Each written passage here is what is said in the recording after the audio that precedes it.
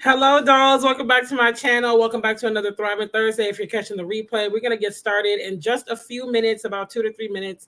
And if you're here live, then hey, sis. But whether you're watching live or the replay, I need you to do two things. I need you to like and I need you to share. I need you to like and I need you to share. That should be what you do. Also, if you're not subscribed and maybe you've moseyed onto my channel before and you just happen to be seeing this, then go ahead and subscribe. We have fun over here. So tonight I want to talk about setting boundaries and friendships because, baby, it just needs to be discussed. Okay. I've been going through some things this year, nothing super dramatic, but still things that are worthy of talking about.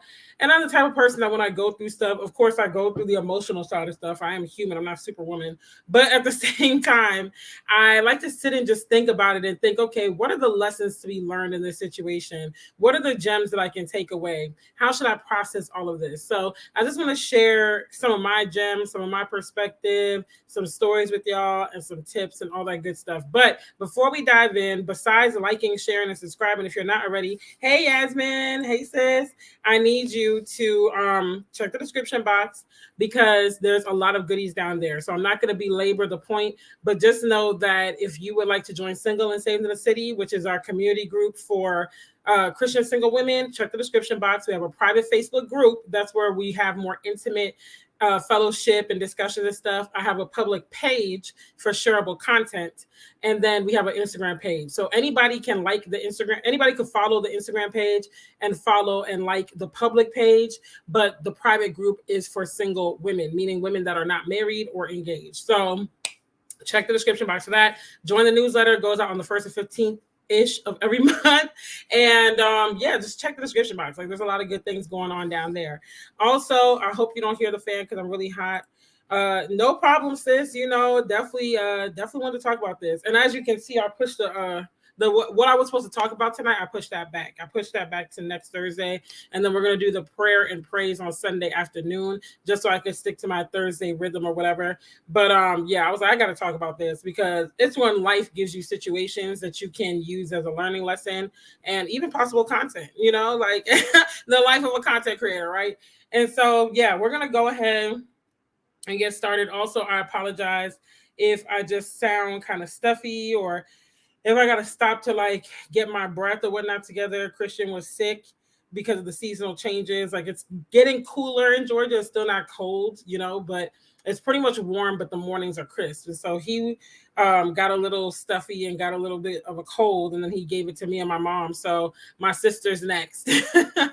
But I'm just like, I took a nap earlier and I woke up and I was like, oh no, I feel it. So matter of fact, let me go ahead and get my cough drops real quick from back here. And like I said, hopefully the fan isn't bothering you because my throat is itchy. So when I'm done here, I'm definitely going to be taking some medicine. But anywho, let me pull up my notes while I get me a cough drop. And then we're going to dive right in. We're going to dive right in. And hopefully I'm not here too long tonight. All right, let's pull up these notes. So, like I said, I wanted to talk about this because I've had my own experiences with this year, and it's not just this year either. It's like in general, but also I feel like oftentimes when it comes to friendships, we just can have unrealistic expectations. It really depends on the person, because sometimes your expectations aren't unrealistic, but it's unrealistic for that person and that friendship. And so emotional intelligence is important. Communicating expectations is important, and really just understanding that everybody's not going to be the same type of friend to you that you might want. Like, for me, I have different friends for different reasons. Every friend serves a purpose. So I don't expect my friends to mirror each other. I also don't expect a lot of my friends or any of my friends really to be up under me all the time. Like, that's just the type of person that I am. But you have to basically like be able to read the room and understand those things as well as communicate those things. Also, I feel like as Christians, we really put a lot of weight on showing up for others because it's a part of our principles, it's a part of our faith, and I feel like we can do that to our own detriment a lot of the time. And so that's another reason why I want to talk about this, because obviously I'm a Christian woman. A lot of Christian women follow me, Christian people in general, and I feel like we need to talk about those things so that we can have healthy boundaries. Because I know in like my mom's generation, she would talk a lot about how they experience burnout and just different things, maybe not particularly in a friendship, but maybe at the hands of their local ministry or church or whatever the case may be. But that's one of my points that I'm going to make too. So that's why I wanted to talk about this and really just like share some of my insight that I've gathered. And some of this stuff is hot off the presses. Like I was dealing with some of this today, this morning, bright and early. Okay. So, hey, Michelle, I'm glad you're here, sis.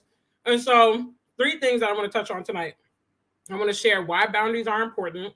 I want to share how you enforce them in friendships. And I want to share some signs that show that you might not be enforcing it well. And again, I apologize if I'm kind of breathy and like struggling to speak because my throat is itchy or my son got me sick. So the first pillar I want to touch on, why are boundaries important? Number 1, boundaries are a form of self-care. Like when I really thought about it, I'm like, boundaries are really a form of self-care because it ensures that you're not wearing yourself thin, but it also ensures that you're not going against the standards that you set for yourself. So there's a reason, typically something happens or in your life or maybe someone close to you or whatever that you look at or you go through and you're like, you know what, I'm going to set a boundary around this. Like, I don't want to go through that again, or I don't want to go through that period if it was someone close to you. So this is the boundary that I'm going to set. Thanks, Yasmin. I definitely hope we feel better soon. He's all energetic and stuff. And now me and my mom are hanging on by winging a prayer of these children. It's only a matter of time, man. It's only a matter of time.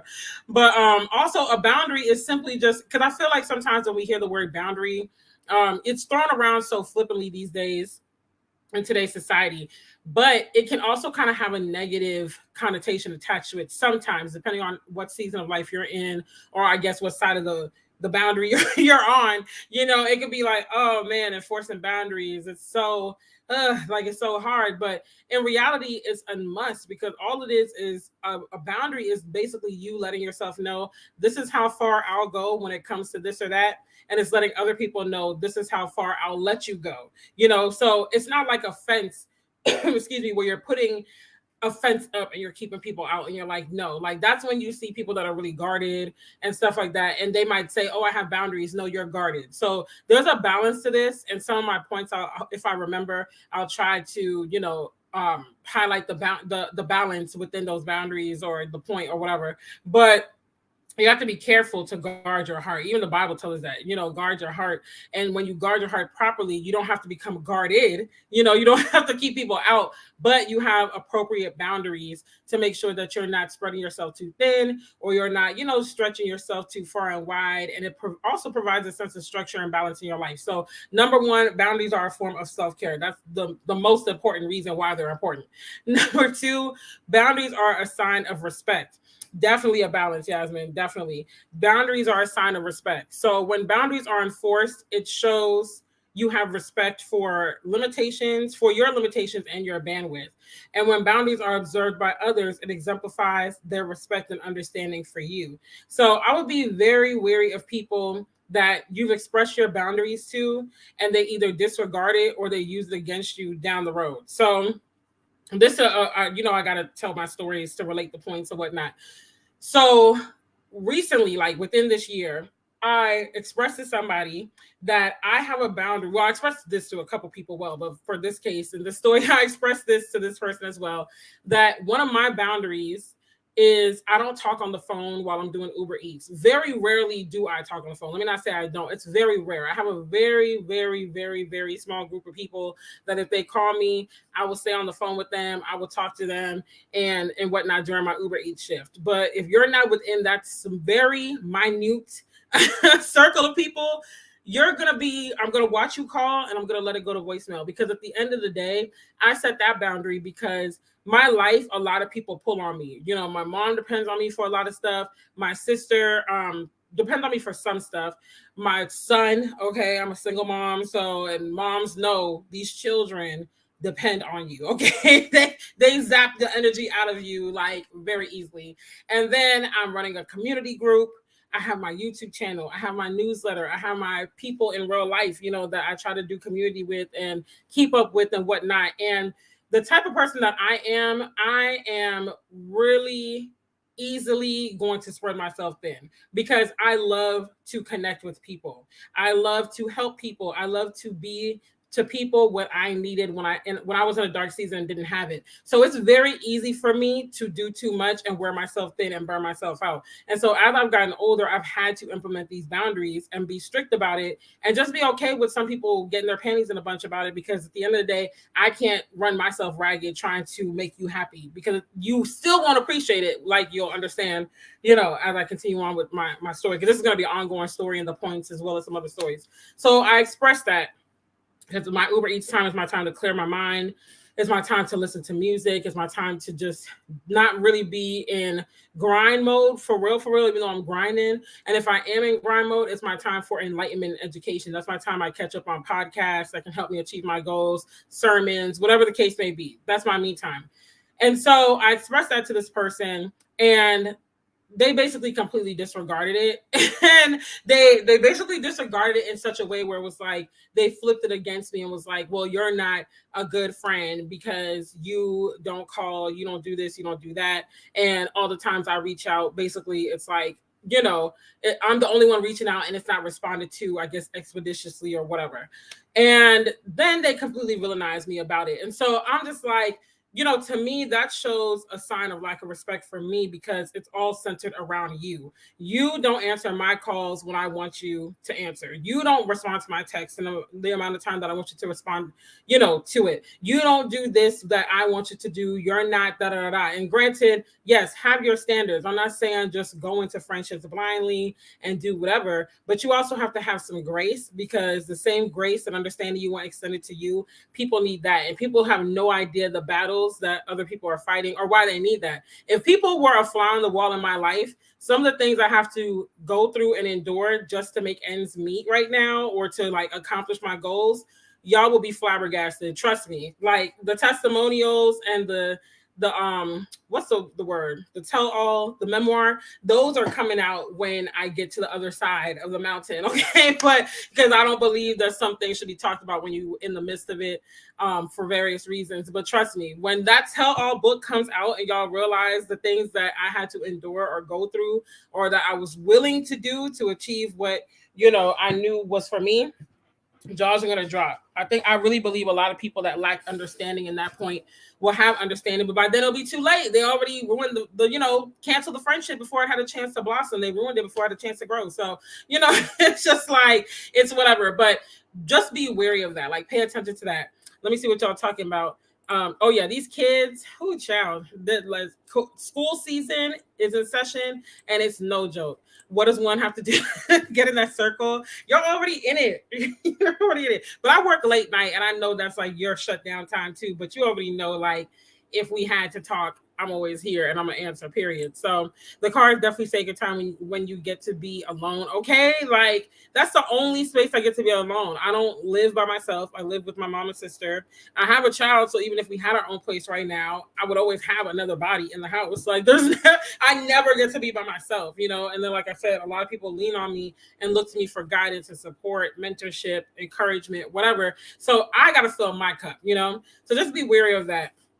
I used to talk on the phone in the car rider line, but I could tell the difference in my energy when my kids got to the car. Yeah, that's so true too, because it's like every conversation you have, everything that you entertain throughout the day, everything that you listen to, it's like a piece of you is going out with all of that stuff. And so we only have a limited amount of energy to deposit into anything throughout the day. And so you really have to be careful that you're not just pouring yourself out, but you also need to make sure that you're being refilled, because if you are pouring from your reservoir, I hate saying that word, your reservoir, if you're pouring from that, then you're going to be depleted. You should be pouring from overflow. You should be pouring from like, okay, this is excess. Like, so it's important for you to really do what you need to do to build back up your spirit, because then, especially for those of us who struggle with anxiety or are empaths, which I'm both, and I know some of the people that follow me and watch are the same, it don't take much for us to get in a tizzy. So it's like, a lot of people don't understand that. But right, what about me and my needs, And I'm like, you already put me out of the single I was probably something. I know, right? Like, what is going on? It's the lines being drawn for me. So the next thing as to why boundaries are important is boundaries protect you from being taken advantage of. So, as I mentioned earlier, boundaries prevent you from wearing yourself too thin. The reality is that human nature is to try to take advantage of any situation for your own benefit. That's just how we're wired. We want to get the most bang for the least buck. We want to get the most out of a situation that we could possibly get without having to give as much. It's how we're wired. You have to fight against that. That's where the Holy Spirit comes into play to change your mind and change your heart and say, you know what? That's not good. Like, that's very narcissistic and selfish and, very like moocher-ish. Let me change that. Let me do better in this area. It's only by the power of the Holy Spirit that those things are like carnal nature is changed and we don't act out of just animalistic instinct almost, because that's how we are. But and this includes Christian people too, because let's not be deceived. Just because someone proclaims Christ, it doesn't mean they're perfect. Christian people take advantage of people as well. This is not just a us versus them or anything like that. This is people in general. So you got to really vet people. And also for my fellow empaths and like people with a healer spirit, we really got to be careful because this can really occur easily for us because we naturally have a heart and a wiring to want to be there for people and go the extra mile. Like, it's almost like you can't help it. Like, when someone comes to me, I don't think, if you're not an empath, this is going to sound foreign to you. Like, what? Like, you can't help but help people. Like, I'm so serious. When people come to me with a problem and they're like expressing their problems to me and stuff, it's an internal battle. I'm literally battling within myself and my emotions and my mind to be like, okay, you don't have to save the day for everybody. Some people, they got to figure it out. They got to lean on God. I got to give God room to work. I can't come and save everybody.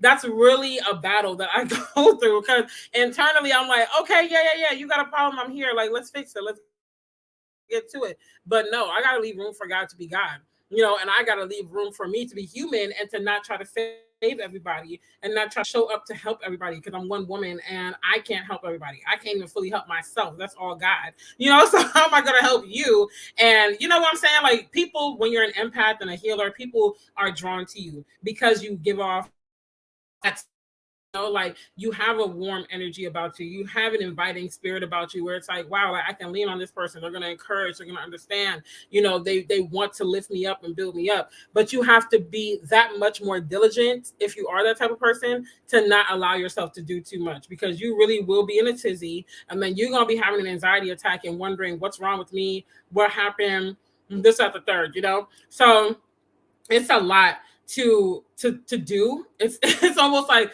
counter character for us, but you have to do it. But also, we tend to attract people, like I said, that are in crisis and broken and honestly narcissistic as well and moochers because they know like this person's gonna care. Because an empath is a difference between sympathy and empathy. Sympathy is like, I feel sorry for you, but I can separate myself from that and go on about my day. Empathy is like, I heard what you're going through and I felt like I was going through it myself. And now my day is affected. Now I feel the emotions. Now, like, I'm taking it on like it's my burden. So you really have to put those boundaries in place for your own thing because next thing you know, you're going to be knee deep in a friendship and you're going to wear yourself out and then you're going to be feeling resentment and you're going to feel anxiety and you're going to feel unappreciated. And then those feelings are either going to be expressed in that friendship in a passive aggressive way because you're going to be feeling these things, but then you're still going to feel that burden to be there for that friend because remember, you're an empath or in a healer, so you're gonna feel that burden, like I gotta keep showing up. But the other side of you was like, oh, I'm so tired, I feel so worn out.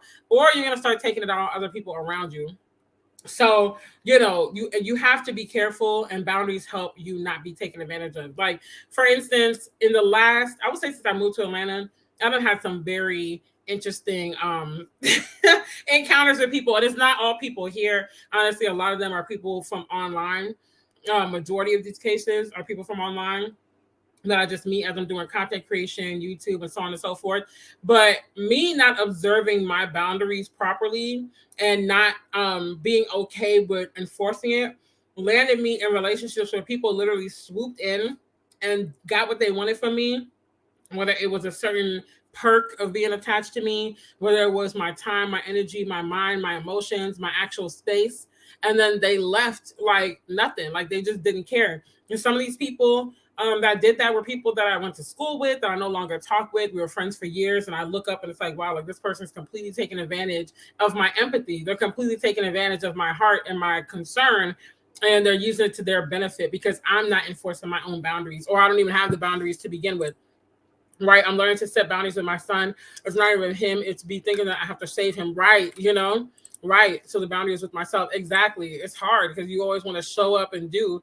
And it's like, nah, like sometimes you got to just let them handle it. You got to let God show up.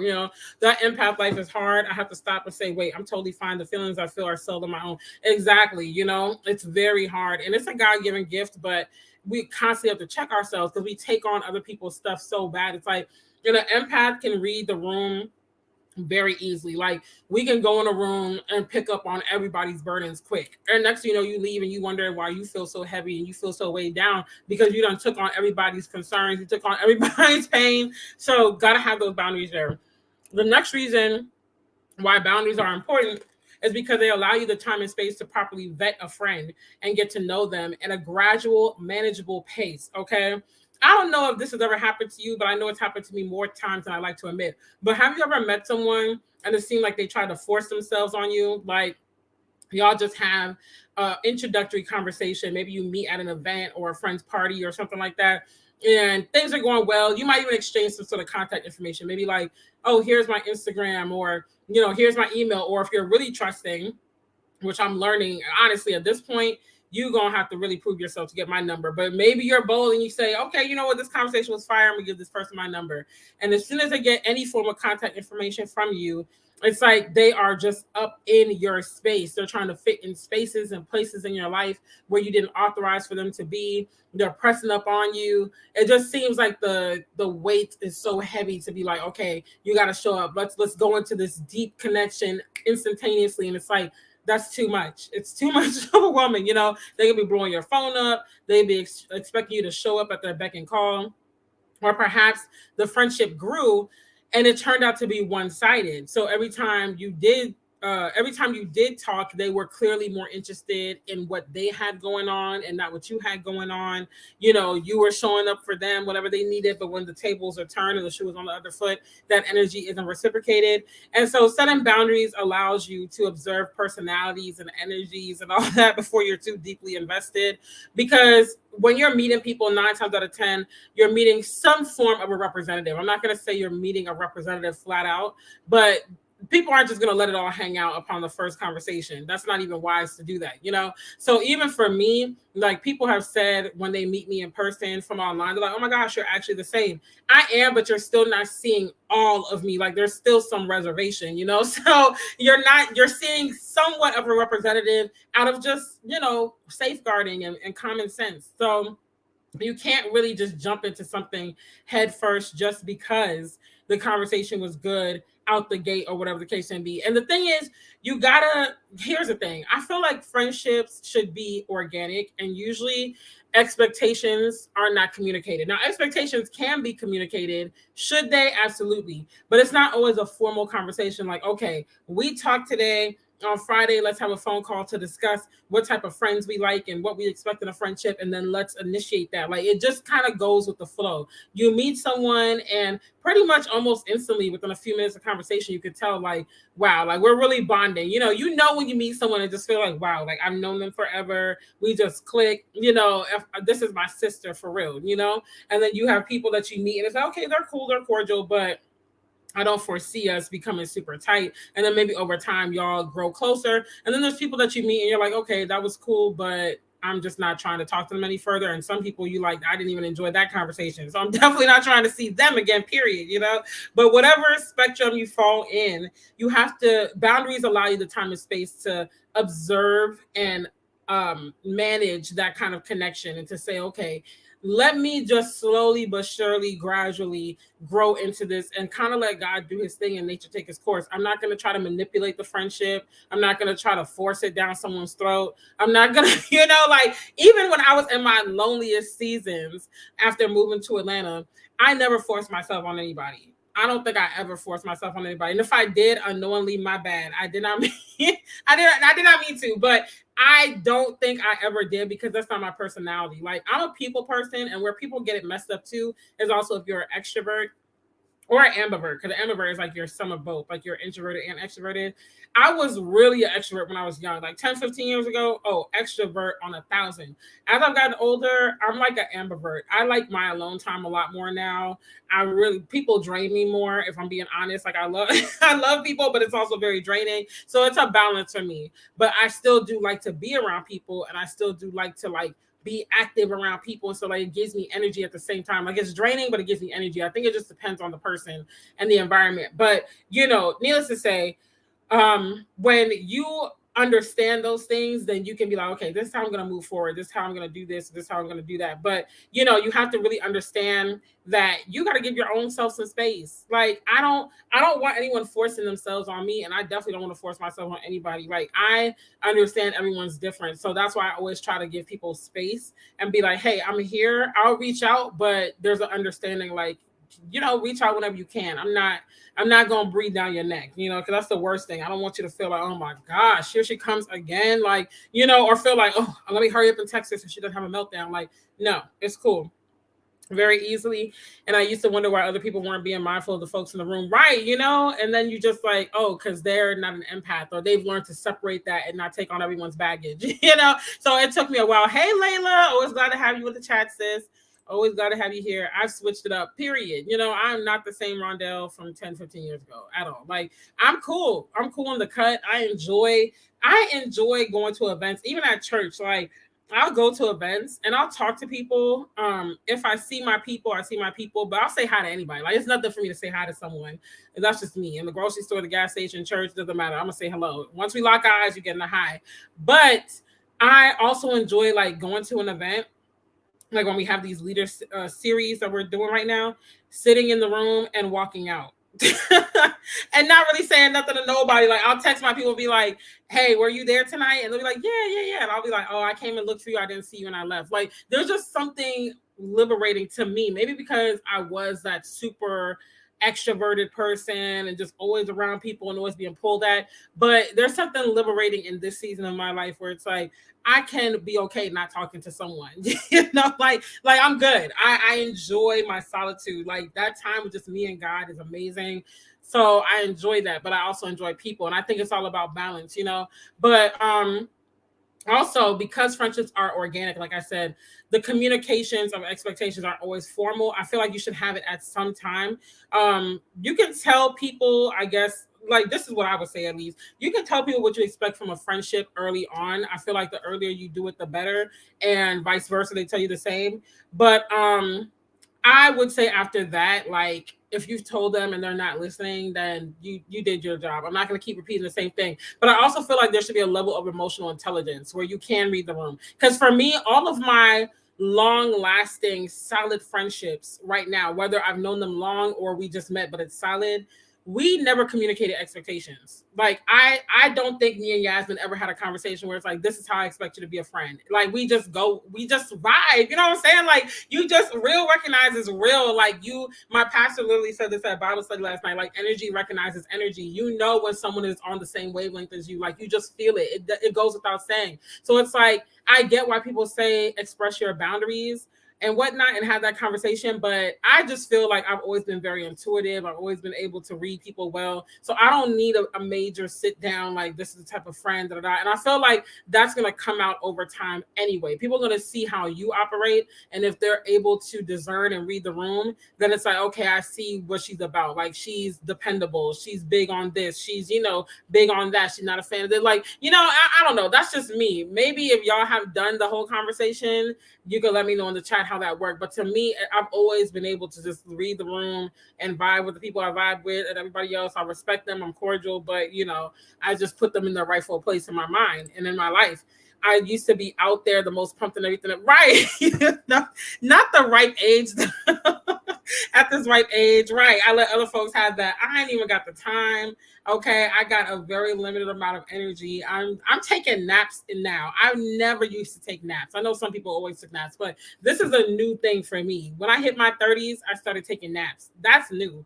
I never did that in my 20s. Once I was up, I was up. But now I will literally lay down anytime, any place in the house, anytime in the house, any place in the house, and take a nap. Like, I just be tired. I'll be tired. Okay.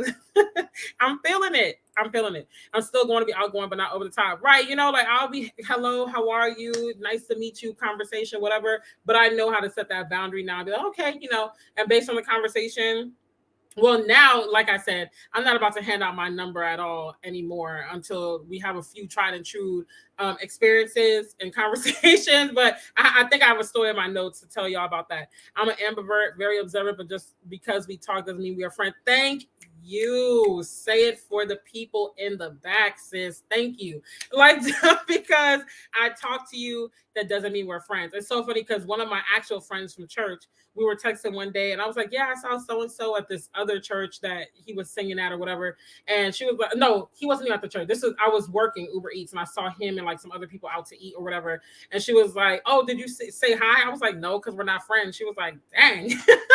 I was like, I mean, I'm not throwing shade. Like, we're just not friends. Like, just because you're a familiar face and I've said hi to you here or there, that doesn't mean we're friends, you know? So I'm not about to walk across the restaurant and be like, oh, hey, so-and-so. Like, no. If you happen to see me, you happen to see me. If not, hey, whatever. I didn't see you. You didn't see me. We keep it moving. Like, I'm good. I'm good. You know, I'm very good with that. When you see someone and respect who they are, where they are, you value what they can and cannot give, what their boundaries are. Vibe is exactly. I'm a nap addict. I know you've been doing this nap thing for a while, sis. This is a new discovery for me, and I'm here for it. I'm a part of that nap life for real. I've always loved 8 minutes, 3 hours. I'll take whatever. Hilarious. I definitely be nodding off. Okay, confession, y'all. When we had those long prayers in church, I be napping sometimes for real, for real. I be looking forward to them. I'm like, yes, you know, so-and-so praying. I'm about to get me a little nap. I know it's terrible, but I'll just be vulnerable with y'all. Hey, Z Marie, glad that you were able to make a live, sis. Glad to have you here tonight. I had to learn that, Layla, me talking to you doesn't mean we're friends, period. Okay?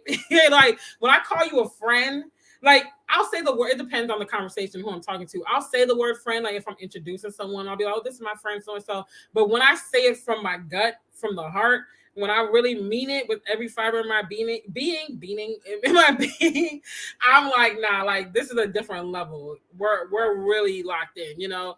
God bless you too, sis. And usually that means we've had some sort of experience, some sort of skin in the game, some sort of unveiling of vulnerability where it's like, okay, we're getting beyond the surface now. Like we done got a little deep, you know, but you also got to test the waters. Like one of my good friends, Ebony, she owns Luxurious Ambiance. Hey girl, if you're watching the replay or you're a silent watcher now, but you know, I can't even tell you how we became such close friends. Honestly, like we were on the phone the other night while I was working, and that she's another one in that small clique, y'all. I mentioned, and she was like, we were talking about friendship. It's like she been going through it too. Like that's why I wanted to talk about this tonight because I'm not the only one that's been going through this kind of stuff. People around me too have been going through it too, and it's just like, okay, let's just have a candid girl talk. And I was like, you know, people just got to read the room, read the energy, read the vibe of the person that you're around. Like you can tell when it's like, okay, yeah, like we're invested in this thing, you know? And I was like us, for instance, I can't tell you when we became friends, real talk. I don't know how it happened. I don't know how we met. I don't know what the conversation was. All I know is now we tight. I done been to her house. I done seen her family, play with her kids because she is where I'm from. And, you know, I'm just like, you know, it is like here we are 2+ years later. Like who knows how it began, but it happened, like because we just went with the flow. It's organic and just let it happen, you know. So now I want to talk about how to enforce boundaries and friendships. So real quick, I'm gonna go over the last things I just shared. God is good. Yes, amen, sis. Don't get me to shouting. Okay, don't get me to shouting. So the first pillar I wanted to talk about was why boundaries are important. Number one, boundaries are a form of self-care. Okay, they ensure you're not going to wear yourself too thin. Number two, they're a sign of respect that you show for yourself and how people respect you if they observe it. Number three, they protect you from being taken advantage of. So they allow you to, again, not wear yourself too thin and just really like give people the time to show their true colors, because as humans, we're going to take advantage of something. That's just how we're wired. And number four, boundaries allow you the time and space to vet a friend or potential friend at a manageable, gradual pace. Because what I don't want is to be swept off my feet. If anybody or anything is trying to sweep me off my feet, I don't want it. That goes for relationships, romantic relationships. That goes for business relationships. That goes for friendships. I don't want to be enthralled. I don't want to be swept off my feet. I want to be in my right mind. Like someone said, I don't want to fall in love. I want to walk in love. it's the same thing. It's the same thing with friendship. I don't want to fall into this friendship in that sense where it's like, oh my gosh, like we're so amazing. This is awesome. I want to walk into it gradually, manageably, like in my right mind. Like I don't want to wake up and be like, oh my gosh, like how did I get this best friend? I will cut someone off and sleep perfectly fine at night. Okay, cutoff game is strong. Cutoff game is strong around here. I don't cut off friends that I've known for decades. Because 3 things I don't play about is respect, loyalty, and trust. Once I see that I can't get that from you, or like you show your true colors, oop, you're gone. I don't care if we were born next to each other in the hospital, laying in the nursery together. You're gone. Like I just don't. I don't have time for it. I don't have time for it because the thing is, I'm such a chill friend, and I let a lot of stuff just kind of like whatever. I'm very like nonchalant about a lot in life, probably more so than I should be. So that's another boundary that I'm learning for myself. So by the time I get to that point, it's like, yeah, it's about time at this point. Like it's about time. It's about time to let this go. But so the next pillar is how to enforce boundaries in your friendships. Communicate the boundaries you have and why you have them. Now, I know I said earlier that I don't really have a formal conversation with my friends, be like, well, this is the type of friend I am, and this is what I expect from a friend, and this and that. But if you need it, I put this point in there for people that need that really. Because am I going to do this? Probably not, because what I'm doing has been working for me. So I don't see the need to change it. If it ain't broke, don't fix it. But I'm open to it. Like I'm not closed off. If I see a situation, it's like, okay, I got to express this, then I'll go ahead and express it. And I actually did have a situation like this year. But express those boundaries, whether it's not talking on the phone after a certain time, like I said, 9 times out of 10 when I'm working, I'm not talking on the phone. That's my time to do my self-development, my unwinding, my detoxing mentally or whatever. And to be poured back into from what I listen to and watch, or whether it's not allowing people to your house, whatever the case may be, not going to the club. Maybe you're trying to turn over a new leaf in your life and you're not trying to be at happy hour in the club all the time. Whatever that boundary is in your life where you're like, I'm not doing this anymore. I'm not crossing this line anymore, whatever. Communicate that with people if you see that it's necessary. If they're not like able to read the room and pick up on it, go ahead and communicate that and let them know. It's worth mentioning sooner rather than later. If you got to do it sooner rather than later to avoid confusion. Because I'm also the type of person where I like to get everything on the table from the jump. So, pretty much I live my life so transparently. You know what you're getting when you deal with me. Like there's really not much to decipher because I live so out loud. But if you don't understand something, you can come and ask me. Like I just want to put it all on the table. It's like boom, here it is. So we can move on and there's no like, oh my gosh, I felt hoodwinked, But explaining, I would say again, like I said earlier, if you got to do this, do it early and do it once. Maybe twice if you're very invested in the friendship. After that, I'm not going to keep repeating myself because now you're insulting my intelligence and now you're taking advantage of the situation, or you're trying to like gaslight me or make me feel bad for having these boundaries in place. I just wanted to drop in and tell you that I pray that God continues to bless you and the ministry that he has blessed you with all the more. Thank you, sis. I really appreciate that. And then he takes you to higher heights. Amen. I received that. Amen. In Jesus' name. I cut off a friend I knew since 3rd grade and felt no way about it. I know that's right. Do not disrespect me for your own stupidity. Oop, I know that's right. She, on the other hand, harassed, stalked me for 2 years. What? Are you serious? That is crazy. Hello, Delisa. Hey, sis. People talk to me about the hurricane. There's a lot going on right now. There's a lot going on. And also my prayers go out to anybody in line of hurricane. Ian, I think it is.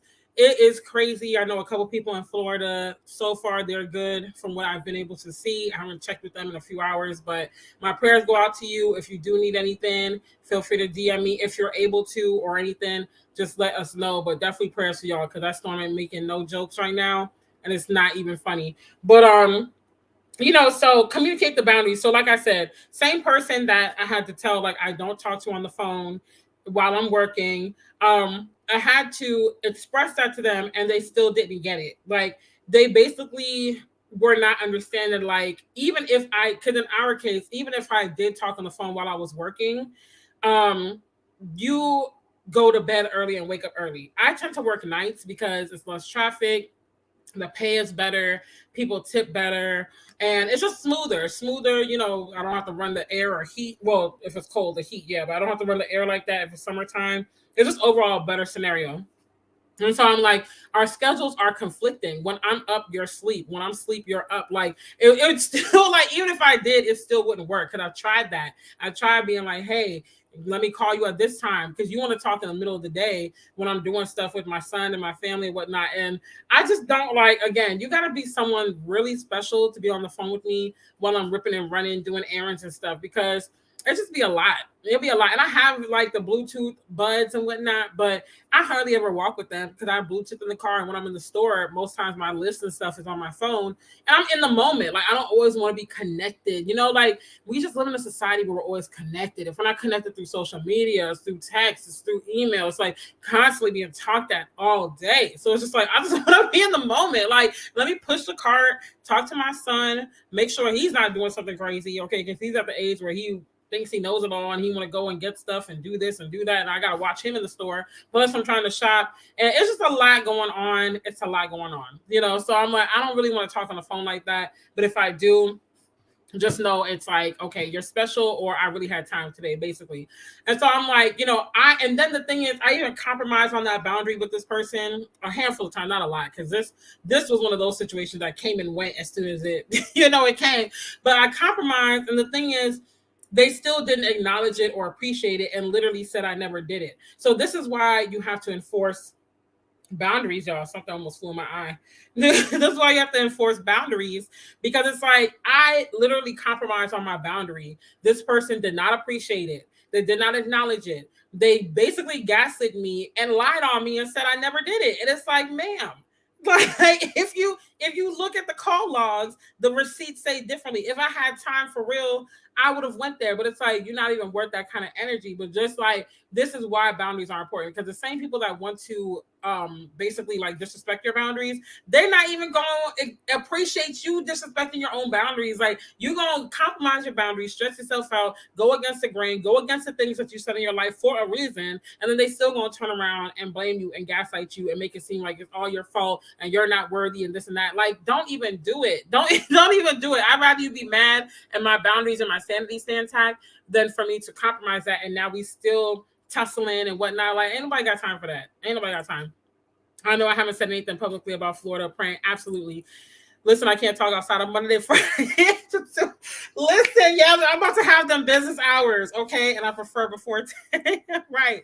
You know, I'm going to have to get me some office hours, because people are not getting it. They're not getting it. Unless you are like friends, family, VIP list, you just gonna have to hit me in them office hours, and it is what it is. And you know how the offices and businesses send out the automated message when you reach out to them outside of business hours, and they're like, you know, someone will respond to you in 24 to 48 business. I'm gonna have to do that. Like, I might just do that in my text messages and in my DMs and be like, thank you for reaching out to Rondelle Martin. She's not available right now, but she will respond to you in 24 to 48 business hours.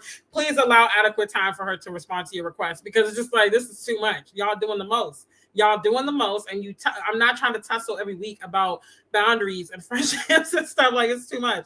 I need to decompress, right? You know, like, I got to show up as my best self in my real life.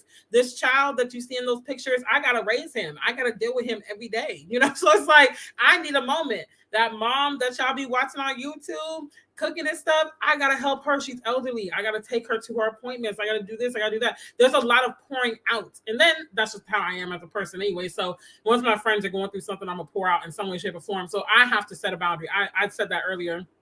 Like, I gotta really like kind of get myself together and be like, girl, what are you doing? Like, you're doing too much. Because I will do the most, and then I'll be anxious and all that and just confused. Learning to be equally yoked in relationships. Right. That's a good one. Are we going in the same direction though? Yes. Are we of the same mind? Are we going in the same direction? You need people on that same level as you across the board, because then it makes the friendship easier too. Like I was saying earlier, I've never had a formal conversation like, this is how I need my friends to be. Like, we just get it. We just, like, God literally brings us together, and, you know, like the Bible says, your souls are knitted. It's like, you know, you're just of one mind, one emotion, one, like, you know, one thread. Like, you just get it. It goes without saying. You know. So the next thing that you could do to enforce your boundaries, and sorry, again, y'all, I'm getting nowhere cold. So if I sound weird or I'm taking, you know, breathy sentences, bear with me. Let your actions follow. Because a lot of times we have boundaries, We don't express it, which in some cases I do feel they do need to be expressed. Nothing wrong with it. But we also don't, if we do express it, we don't always follow it up with our action. So we're saying it, but we're not doing it. And it's like, I can show you better than I can tell you. I could walk it better than I could talk it. And so if I don't just let the boundaries stop at communication and saying, oh, this is what I need, this is my boundary, this, that, the third. But one of the best ways to do it is to let your actions show it. So with my not talking on the phone during my Uber Eats shift, for example, I don't care if you call me and the phone is ringing right now and you see the green bubble next to my name on Facebook and Instagram, and you see me maybe even making a status as the phone is ringing. I don't care. If I don't want to talk to you, I'm not talking to you. Like, that's just what it is. Like, we got to get to a point to a society where we're not so entitled to people's time and energy and space, you know? And I had to grow in this area. Like, I'm not going to act like I'm above it all. I had to grow in this area because in my early 20s, especially, I was like, how you going to be online and you ain't even answer the phone and this, that. Now, I will say that when it comes to friendships and romantic relationships, I'm slightly, just a sliver different on these things. I still don't expect someone to be at my beck and call if I'm dating him. But I would be, especially in the beginning phases where you're forming a foundation, I would just be a little bit, just a tinge more concerned if I'm calling you or whatever, and you're like watching it ring and you never get back to me type of thing. But if like you just need a moment, that's fine, you know. But if like I'm calling you and like days pass, that's a problem. But as friends, I understand that like I don't need to necessarily talk to you every day. That's me. I know everyone's different, but like my friends, I'm okay with a week or two passing and we might not touch base like in a formal let's talk on the phone type of way. Maybe it's just, you know, on Facebook, Instagram, a quick text, a voice note. I'm cool with that. But if I'm dating someone, and especially the beginning phases, especially, you know, I definitely want to hear your voice at some point or something. That's just me. But you know, your girl's single, so don't let me get to talking like I'm a relationship expert, because that's definitely not it. This might come off as rude, but I'm not trying to always hang out with you and your child. Find your child a babysitter and we can hang out. I don't want to always censor myself because you brought your kid. No, but that's real though. Like, I'm a single mom and I don't always want to hang with moms. I know other moms that, whether it's single, married, whatever, they don't always want to hang with moms. Like, that's a real thing, you know? So that's why even when I am doing stuff with my friends, I try to find a balance, because I think majority of my friends at this point are parents. I don't think I know a lot of people that I could reach out and hang out with that don't have kids. I could think of two or three people right now, but majority of them have a child, children sometimes, and possibly a spouse. And so, you know, I try to find a balance where it's like, hey, let's hang with the kids and go to the park. And then other times, let's just have time for us. So I definitely get that. And if you don't have children, like, I definitely get it, because you're in a different space. It's dealing with kids is a lot. Like, I love my son. I love being a mom. Don't get me wrong. But I'm not going to sit here and act like I always want to be around children. I need a break from my own child sometimes. So it's like, I definitely get it. You know, I definitely get it. Not if you pull me aside, not if you pull up beside me and call, I'm still not answering. I'm not answering. I will literally look at the phone. You could be next to me and I'll just be like, I wonder if that's ever happened. Like, if someone's called me, maybe I'm out in public and they happen to see me and they see me ignore their call. Because I have done that before. It's just like, I'm not in that space to answer your phone call right now. Like, you know, you're going to get a very lethargic energy from me. It's going to be a very like blah, you know, just so I don't want to give you that. I don't want to give you that laissez-faire, just like whatever kind of energy. So it's better if I talk to you later. Or I don't want to give you the bad energy too, because sometimes I might have just dealt with something that got me stressed out. I don't want to snap on you. And then other times I just don't want to. Honestly, I just want to scroll Facebook, you know? So whatever the reason, it's like I'll holler at you when I get a chance. Everyone in your life should not have the same level of access. Some people need that general admission. I know that's right. Outer court, inner court. I know that's right, Delisa. Period. Like, some people going to stay in that outer court. You're not going to be backstage of me or in the inner court or none of that. Like, you're going to stay right on the outskirts, on the fringes, and that's okay. I don't have kids, and I notice I'm one of the few who don't have kids, and it's like, no, leave your child at home. Don't bring them to my house. My home is not baby proof. No, for real though. Like, and at least you're honest about that. I don't think anybody I feel like nobody could get mad at honesty. What would be a problem to me is like if you were like, oh yeah, I love hanging with you and your child, and then you're like going and gossiping about the person and smearing their name and dragging their child's name through the mud. Like that would be a problematic to me. But you're very direct, and as long as you're respectful and direct, like no one can get mad at that. If they get mad at that, then they don't respect your boundary because it's a two-way street, And so when I didn't have kids, I definitely didn't have the patience for people's kids like that. Kids have always loved me. I could turn it on, but it's like some days I just didn't want to be exhausted by it. So it's like, yeah, I don't, no offense, but I just don't want to be bothered with your child right now, your children. But now being a mom, I think I'm a little bit more graceful, but trust me, I get it. Okay. Because even in the singles group, a lot of the events don't involve the children in the thick of things. Some of the events you could bring your child because it's child friendly, but I'm not like, we're going to do all this mommy and me stuff. Like, no, this is for us to get to us as women, back to us. Yeah, so our pastor says some people stay outside the gate, in the yard, on the porch, in the living room, and in your bedroom. I like that. Layers, like not everyone's going to make it. I have a lot of porch friends. That's really good. A lot of porch friends. So how would you describe a porch friend? Like, if you don't mind, how would you describe like a porch friend versus like the other friends? If you don't mind breaking it down real quick. Because I like that analogy because it shows the different layers of access. Even just when you think about a home and stuff like that, I respect you being up front about your boundaries and friendship needs. Later, my kids go everywhere with me. And that's your thing too. So my face will give it away. Come through with that. Yes. Yeah, that was a good analogy. My face will give me away. My friend's son was drilling and wanted to touch my stuff. And I was like, no, play with their toys. My face was screaming. And that's understandable, like as long as people know they can't get mad at that. And they just gotta know, like, okay, if I'm gonna hang with Layla, I can't bring my child or my children. And that's just what it is. I'll meet him for dinner or we'll just have ladies' night and call it a day. But a good friendship could still be birthed out of that if both parties want it to, because it takes work. Friendship takes so much work as you get older, y'all. Like seriously, it's a lot. Sometimes, he was drooling. Oh, okay, got you.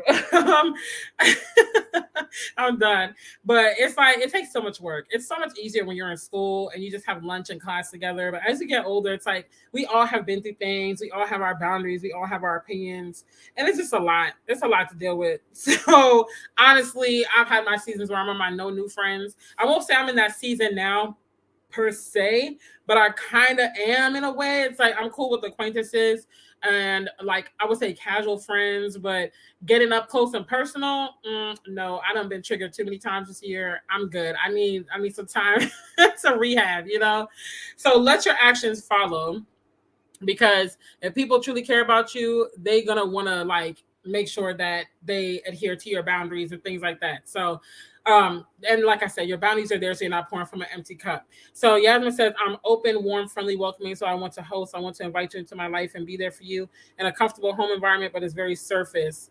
Oh, got you. So that's the porch friends. Okay. I want to invite you to my life and be there. Oh, that's good.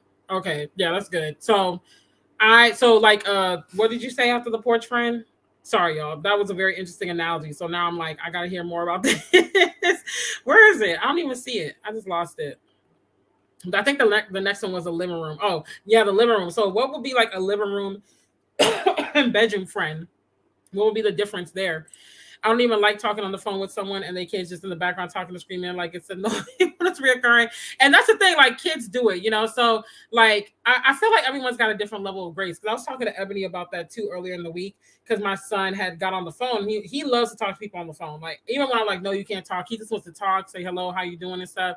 And so everyone can't handle that. And so I try to tell him that like everyone is not open to talking to you. Everybody doesn't want to, talk or like hear you in the background and stuff. But it's just how kids are. Like kids make noise. They're supposed to. I would be more concerned if a child was super quiet all the time. I'll be like, something's off there, So, but for me, even I will say that before I had kids, I was the last one out of my group of friends, or one of the last to have children. So I was around people with kids a lot, and my brother's 15 years older than me. So I was watching my nephews, and they were like my little kids at one point, So I always had the grace to deal with the noise in the background. But I also come from a very loud Caribbean family. It's always noise. Like my house is never quiet. Even in the middle of the night, there's always a noise, whether it's a radio, maybe a TV was left on. So I've learned to block out noise and distractions and things like that. If I want to say something, I have a conversation, like I'm gonna do it regardless. It don't matter what's going on in the background. We could be standing next to a jet plane about to take off. I'm gonna talk. Like that's just how it is. But everybody's got a different grace. And again, it's just communicating that. I love that. The living room is we pray together, we do faith together, you know, my struggles, and we uplift one another through all that happens in our lives. That's good. That's really good. I love friends that understand we will not talk every day, but I will pull up when needed. And that's me. I'm not the talk to you every day type of friend, but when you really need me, I'm there. And I'm going to continue on the story with that person I was talking about too, because this is when everything really came to a head. My bedroom is, of course, my husband, but it's also those girlfriends who you can break down with, who know the deep dark, who you know when you just need that girl whose shoulder you can cry on. Okay, yeah, definitely. Definitely. I like that. Yeah, I think that's good. That's a good way to break down the layers of friends and stuff. Definitely would agree on the bedroom part. And there's very limited people that have seen that in me. You know, I'm vulnerable, but there's different layers and levels to vulnerability. So the next way that you can enforce boundaries, and then I'm just going to give some brief signs to know that you're not enforcing it, is to say no and be confident in that. You know, and no to me is not always verbal. No can just be like I said in my earlier example, it could be my actions saying no. So you can be calling me, you see me online, or you see me looking at your phone call, you know, if it's in person and not answering. And that's me saying no to you and yes to my downtime, yes to my decompression time or whatever, you know. So no can be communicated non-verbally as well. Because the thing is, whenever you say yes to something, you're saying no to something else. So if I'm always saying yes to people when they call, when they text, when they need something, when they're, you know, when they're pulling at me, I will always be saying no to myself. I will always be saying no to my downtime. I will always be saying no to me needing to be poured into, you know. And so it's like you got to have that boundary there where it's like, all right, I said yes to you, but now I got to say no. And you determine that based on the person, because the thing is too, some people, like I said really early in the stream, have a big sense of entitlement, and no one is entitled to your time, your space, or your energy.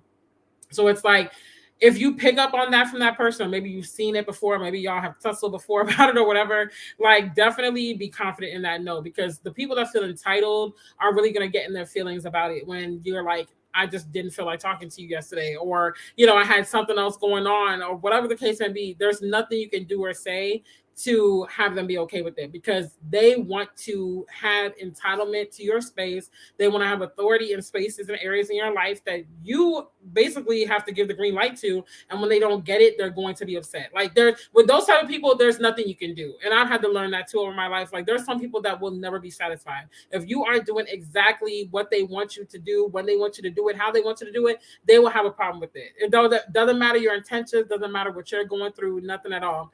I heard Kiara shared speak on fountains versus drains. Fountains replenish, it's an exchange, whereas drains deplete. That's good too. And I would say in my 20s, I had nothing but drains around me. I maybe had a handful of fountains.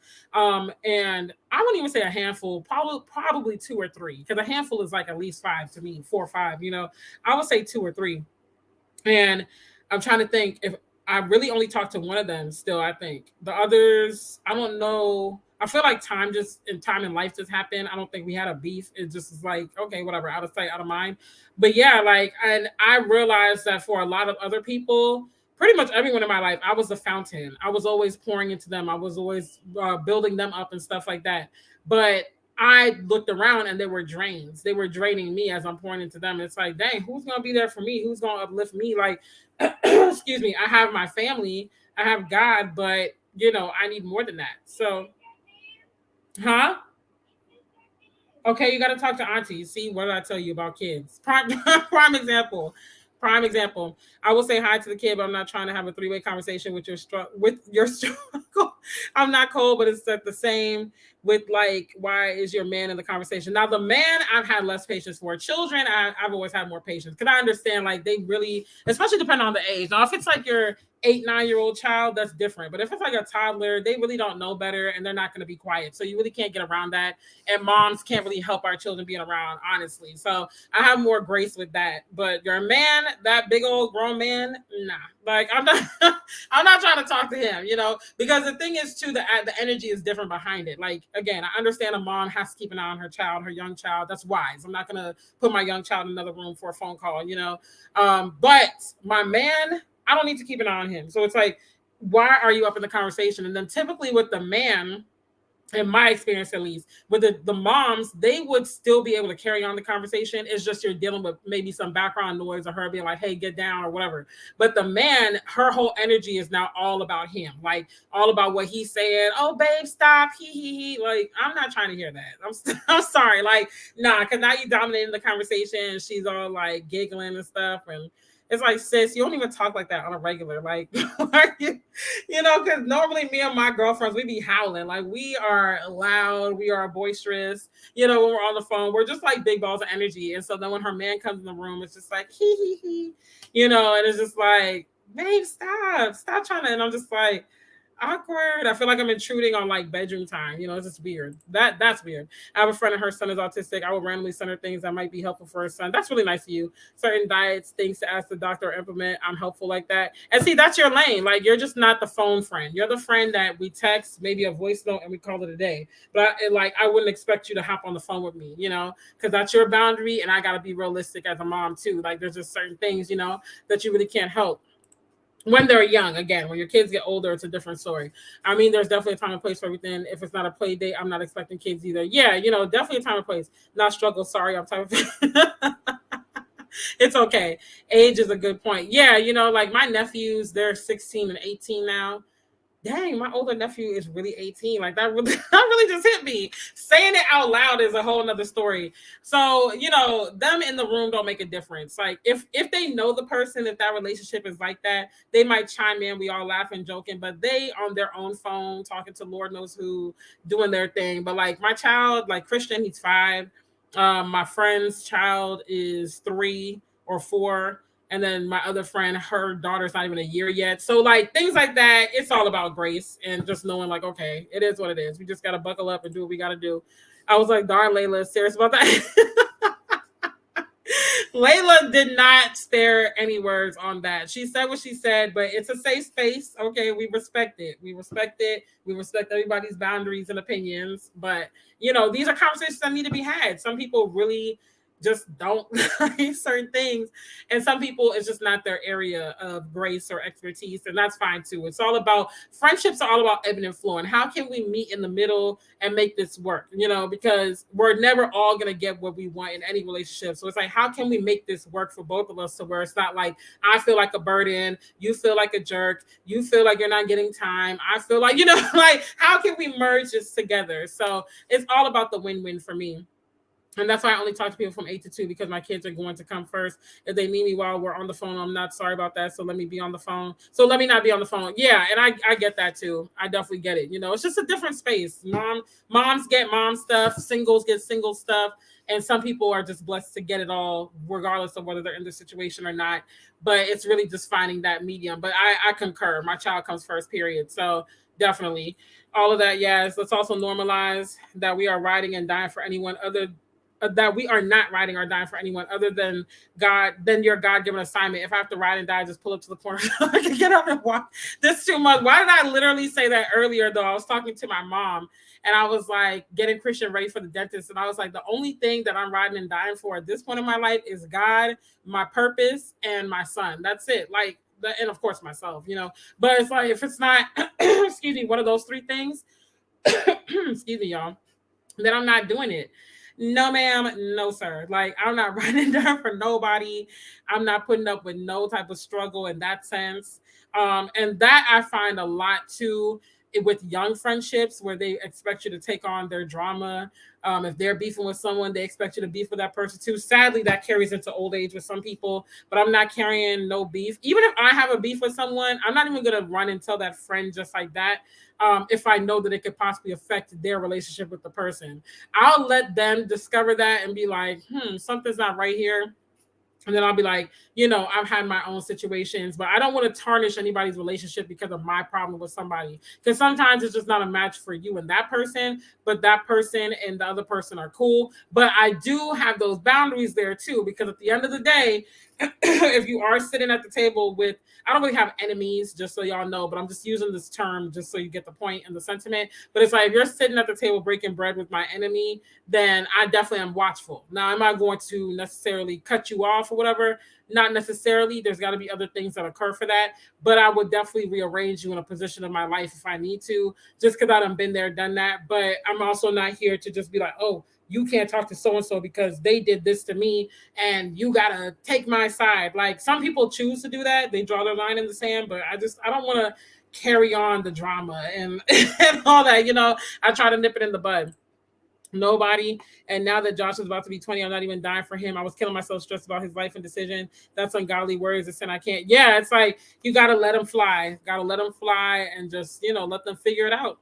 It is what it is. You did your part, and that is what it is. So say no and be confident, whatever that no looks like, whether it's verbal or nonverbal. So some quick signs that you aren't enforcing boundaries well, and then we'll go. Lord, I need to wash my hair because this is not that's not it. So the friendship feels overwhelming and like a chore. Again, with this friend, wait, I feel like I wanted to say something. Let me make sure I didn't skip anything. Okay, yeah. So with this friend, I started to feel very consumed by the friendship. It wasn't long after I had given her my number and I instantly regretted it. If I'm being real, like, in the moment, that's something too I've had to learn about myself. I get very excited in the moment when I'm having a good conversation with someone, or maybe they share something vulnerable with me and we connect on that, or whatever, some good energy was exchanged. And I'm like, yeah, like reach out to me anytime, don't be afraid. And then I would give out my number. I've had to learn, especially as I'm growing a business and growing a brand and growing a community, that all these things I have to manage, plus being a mom, plus my everyday life, plus helping with my mom. Like I said, she's elderly and legally blind and stuff. So there's just a lot going on. I've had to learn I can't be so freewheeling with my number. And at this point, like I said, if you get my number, you really have made a mark. You really jumped through some hurdles. Not like I'm gonna make you, fight for it and prove yourself like Hunger Games, but it's just like there's something about our connection where I'm like, okay, I could trust them with this. Because I had to realize like access to me is very valuable. Like God is increasing my territory in this season of my life. He's increasing my influence. He's increasing my responsibility. And so people being able to dial my number and get me on the phone or text me is a privilege that not everybody can have. And I realized that for good after this scenario. And like I said, I almost instantly regretted it because like as soon as the numbers were exchanged, it's like my phone is being blown up. I'm expected to answer phone calls instantaneously. I'm expected to be available whenever. I'm expected to just always be like in contact more so than I care to be in this season of my life. I appreciate my friendships and I'm glad God got me out of that very lonely season because I was lonely, but it also grew me in the sense where it's like I just got even stronger in being by myself and learning how to lean on God and not look to people to complete me or make me feel like I'm seen or valued. Like, yes, your friends are there to uplift you. They're there to empower. They're there to validate. But me having that alone season with God helped me to not necessarily need it from people, if that makes sense. I hope I'm making sense. Like, I know what I'm trying to say in my mind, and I feel like it's not coming out the way I want it to come out. But needless to say, it became very draining, and it got to the point where it was like, I kind of regret giving you my number because now it started to be little shade thrown like, oh, if you have time, I know you're really busy, give me a call later. That's not necessary. Like, I catch all the shade when you throw it. I might not necessarily give you the pleasure of acknowledging it and being like, oh, what you say? Like, because I don't have time to tussle. Like I said, I don't have time to tussle all day, every day. Like, that's not getting me closer to my goals. It's not helping me achieve more money. It's not helping me impact lives. It's not doing anything. So it's like, why would I go back and forth with you? And so I noticed that, but I was like, okay, maybe she's in her feelings because she was going through a lot at the time or whatever.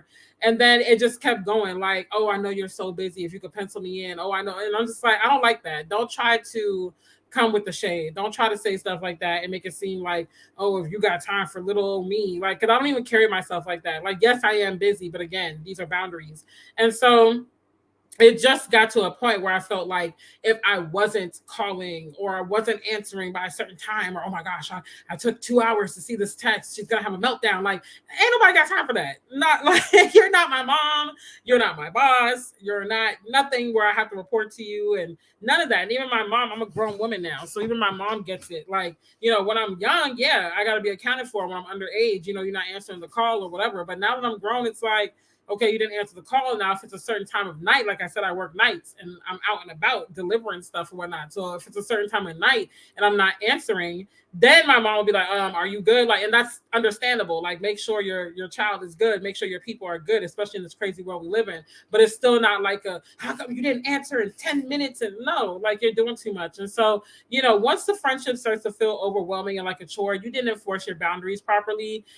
Either if, like I said, if necessary, you didn't communicate them, or maybe it was one of those moments where you just got caught up in the moment. Because sometimes that happens. Sometimes you meet someone, it's such a great interaction. You just, you're doing too much in the beginning because the person has that type of personality where before you know it, you're exchanging numbers and they're all up in your space and in your face and doing this and doing that. And then you look up and you're like, wow, how did we get here? Like, like I'm knee deep in this friendship and it feels like a chore. I feel like, oh, I didn't call this person in a week. Oh, she's going to have a meltdown. Or, oh, I didn't show up for this person. Oh, he going to be upset. Like, I don't want to have to be stressed out about, oh, I didn't show up enough and this and that. Like, it should be understanding in our big age that like there's going to be moments where I disappear, so to speak, but I'm always there. Like, if it's needed, I'm there, because the reality of the situation is it's like, when she was going through stuff, I was there for her, which I'm going to explain more because it's like one continuous story. And the last point,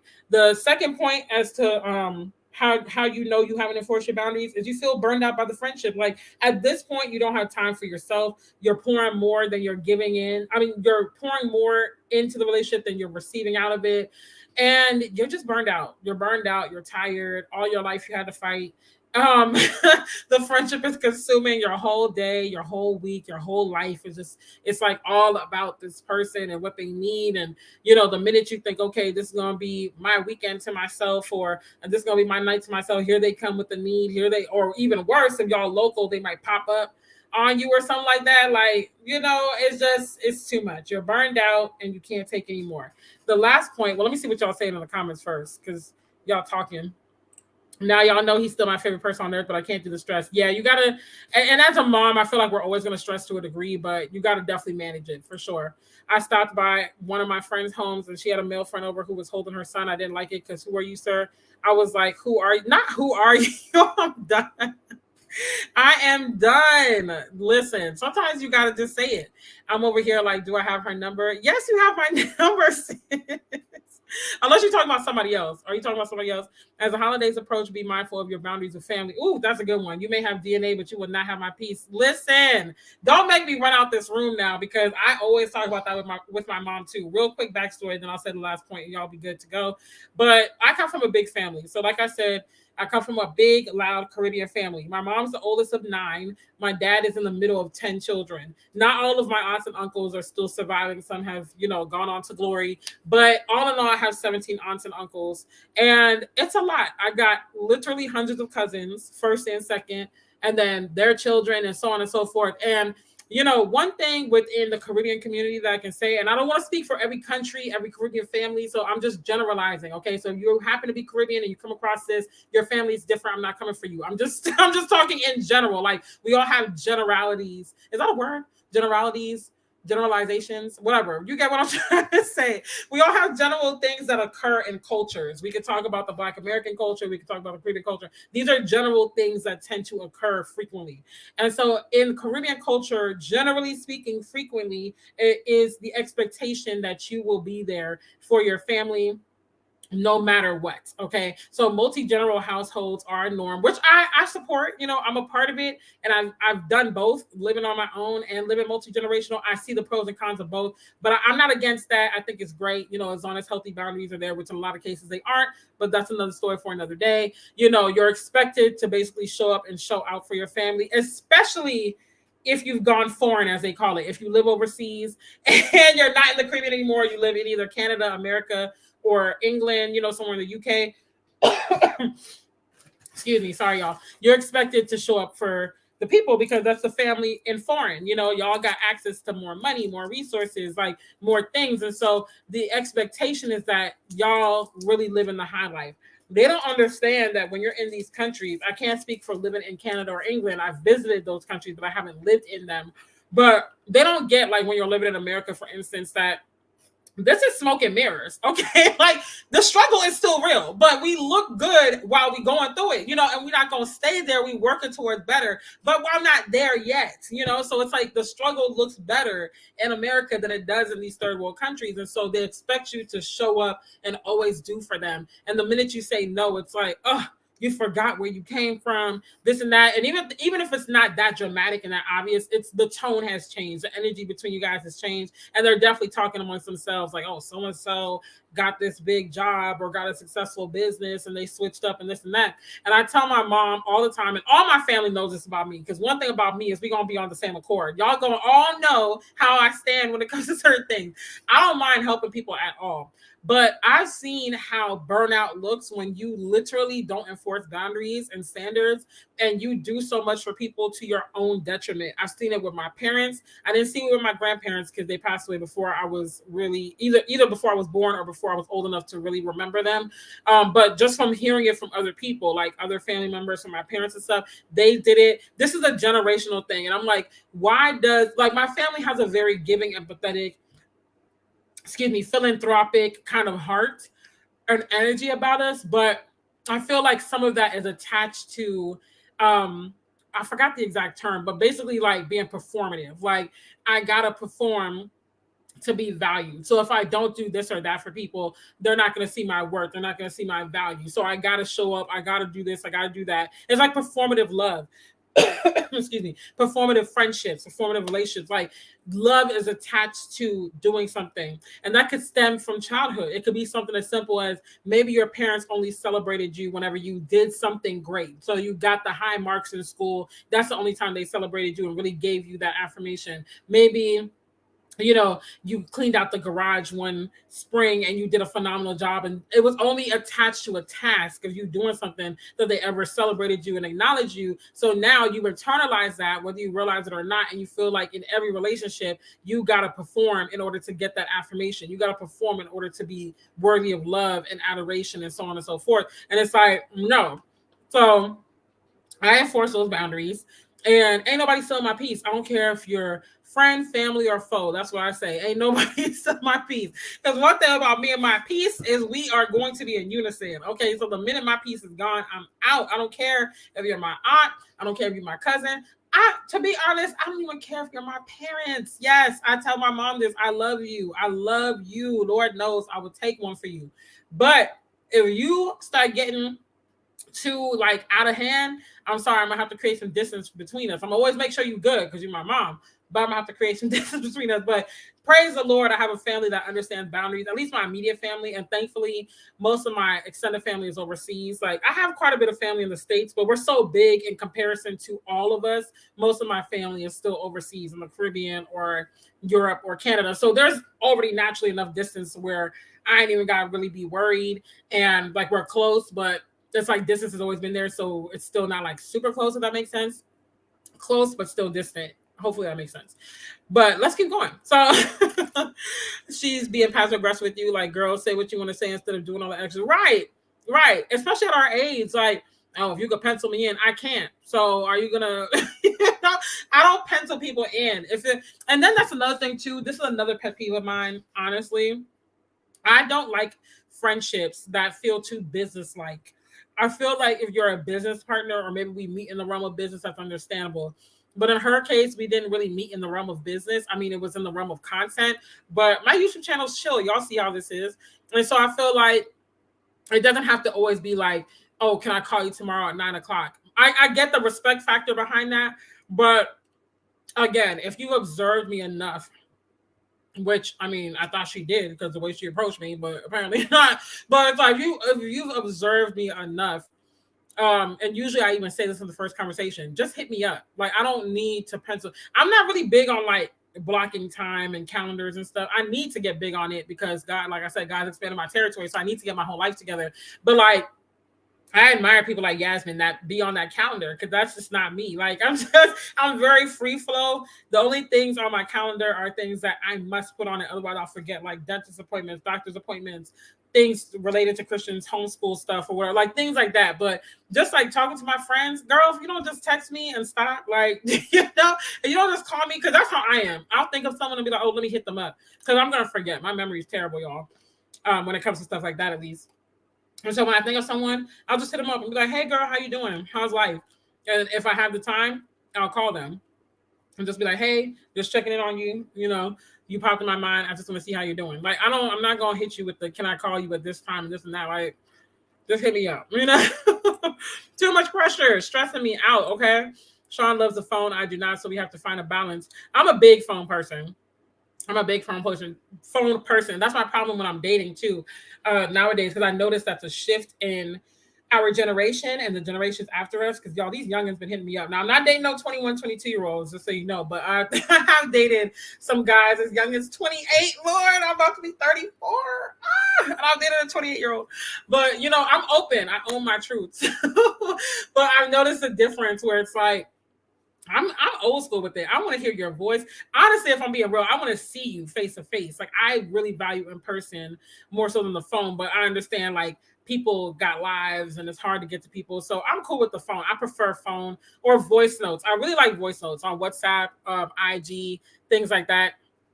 I really like that kind of stuff because I can send it, I can hear your voice, but I can still keep it moving. But a lot of them love texting, and to them, it's like that's perfectly fine. Like I'm texting you, we're texting consistently. I'm interested. And I'm just like, to me, a text is kind of like you're blowing me off. So yeah, it's like finding that balance. If you want to find it, you'll find it. Once the friendship starts feeling like a romantic relationship, I never asked for, I'll drop you because it's weird. Like you are fired up tonight. That is actually emotional manipulation. Girl, get you some business. Right. I would have hit her with, you can expect a return call in 2 to 3 business days. Listen, I should have said that. My lesson has been learned. The next person that tries that is getting the business message. If you pull up without calling, I would be like, Harpo, for real. You know how you feel like back in the day when the Jehovah's Witness used to come knocking on your door and you would see them roaming the neighborhood and you would be like, oh, turn the TV volume down, close the blinds. Like that is exactly what I would do.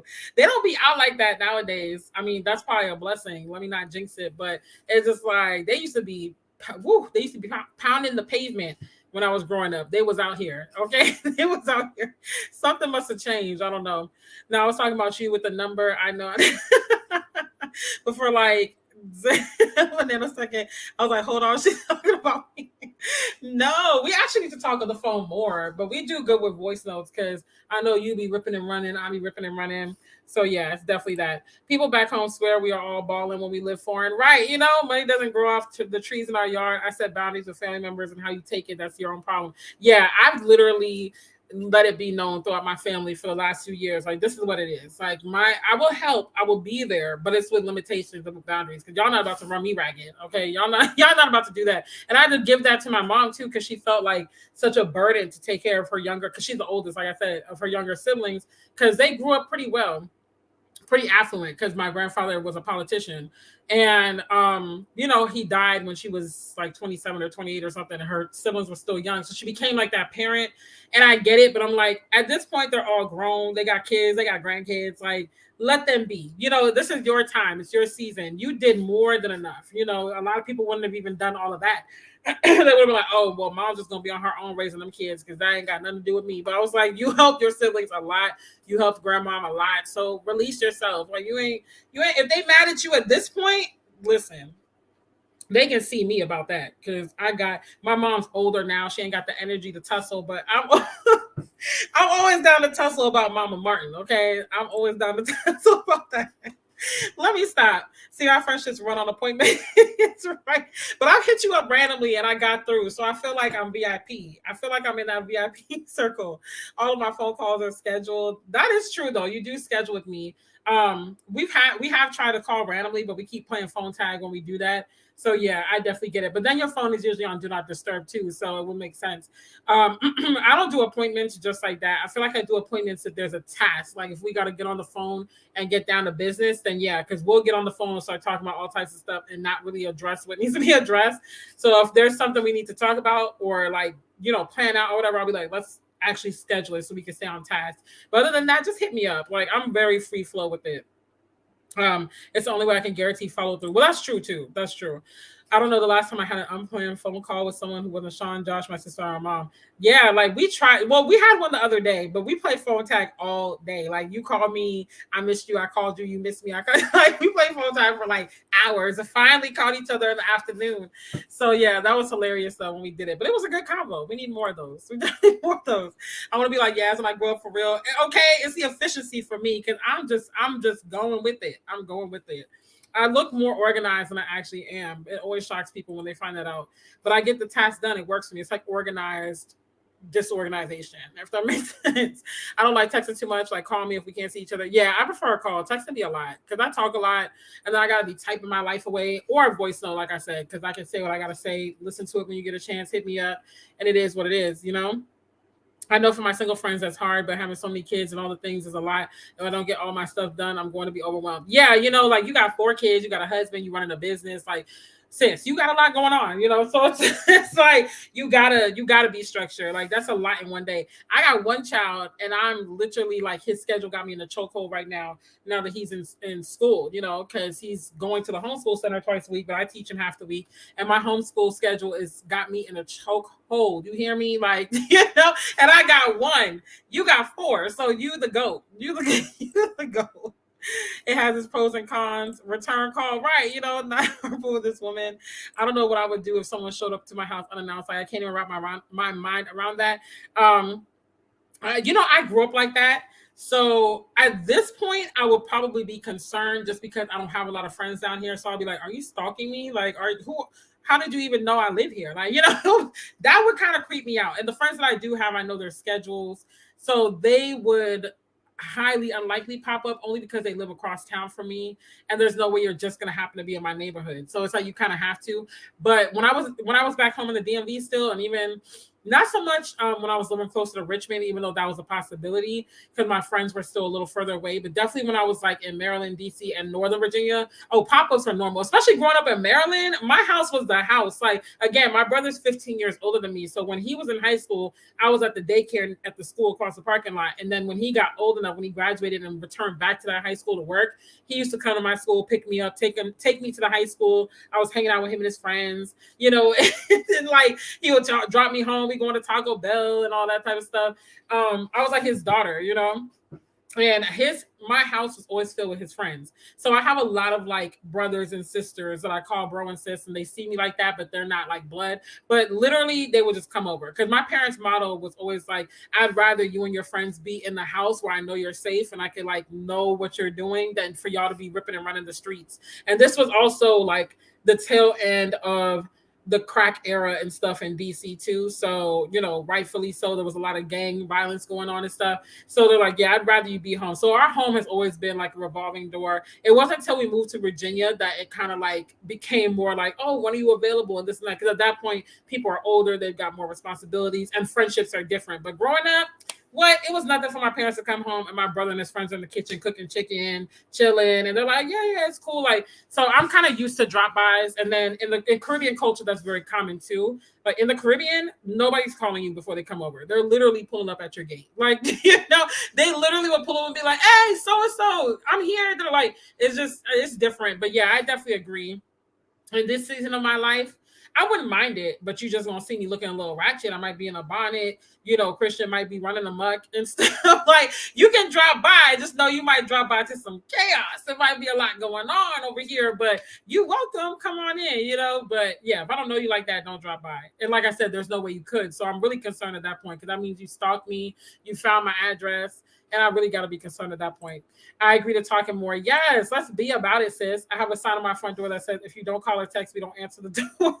I will fully watch the TV and ignore whomever is knocking on the door. I'm weak. But facts, though, I need to get one of those signs. Actually, I need to get one of the no soliciting signs. I've seen one of those where it's like, we know Jesus, we know who we're voting for, we don't need your cookies, whatever. I'm like, I need to get one of those. Girl, with the pandemic, hit the witnesses, send us handwritten letters. What? They send letters? They not playing with y'all. They ghost around here. I haven't seen them on their bikes. I haven't seen a letter. I haven't seen nothing. So I guess they changing stuff up around here. Yes, my friends can call me. I'm likely going to miss it, but we'll text about a time to call back. Yeah, that's true.